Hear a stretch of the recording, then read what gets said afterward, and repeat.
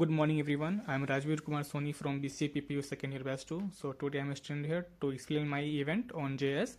So first of all, thanks to Neeraj Kumar Singh sir for giving me this golden opportunity to present my presentation. So without wasting time, let's start it. As you seen that I am created a fan on of event on JS function.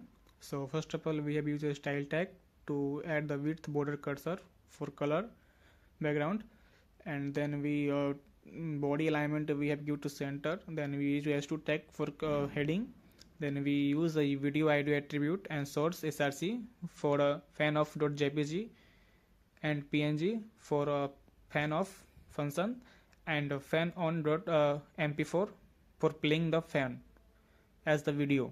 So we have create a toggle fan function for call the, if I click the button of on off, then call the function and video will play and the fan is run surrounding. Here I put the condition if else, if fan pause then video play, else if video play then fan pause.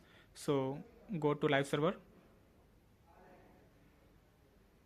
As you seen that if I click on button then fan will run surrounding.